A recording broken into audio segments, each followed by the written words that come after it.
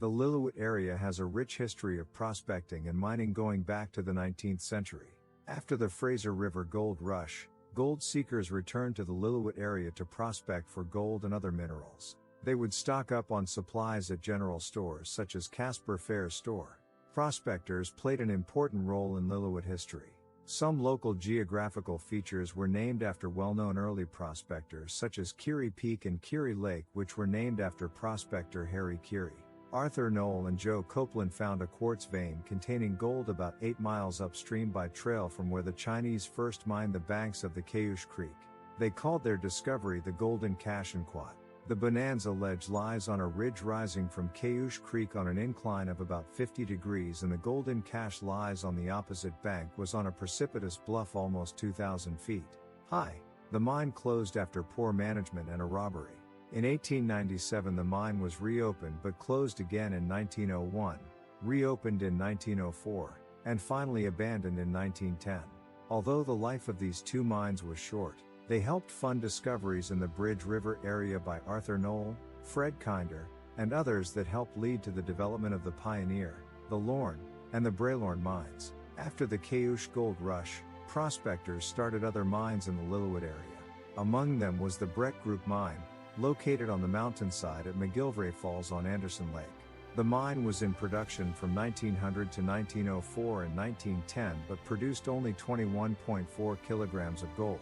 The Big Slide mine was discovered in 1872 on the east side of the Fraser at Kelly Creek. In 1886 a stamp mill was constructed, but mining was discontinued in 1887 after 4 months' operations. The property lay idle until 1928 when work resumed until 1933 when it was taken over by Grange Mines and operated again from 1933 to 1935. The Pioneer mine was one of the earliest mines in the Bridge River Valley. Fred Kinder and Arthur Knoll operated the first stamp mill in Arostra for a decade. In 1915 it was brought in production by David M. Sloan and later bought out in 1928 by Colonel V. Spencer. 1930-33 saw the construction of the townsite and a 2-story recreation hall.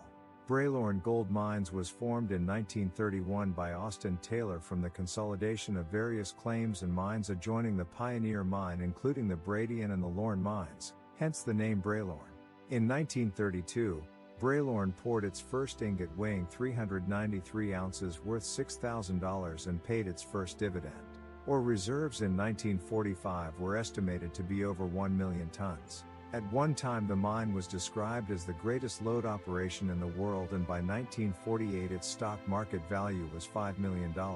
Over the years the Bridge River Valley mines yielded more than $200 million and employed about 10,000 miners. At their peak there were 3,000 residents in the Bridge River Valley. In 1971, Braylorne was the last producing gold mine in British Columbia and was closed because it could not operate profitably with the gold price pegged at $35 an ounce.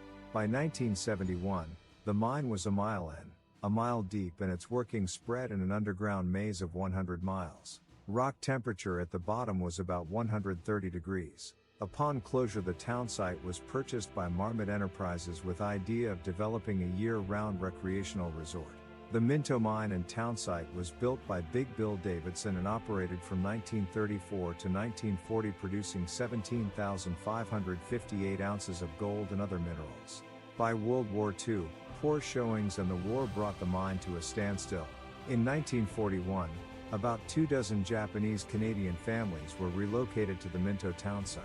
The valley and Minto were later flooded by the waters of the Carpenter Lake Reservoir following completion of the Bridge River Power Project. Prospecting is still active in the Lillooet area, but there are no large mines in operation today.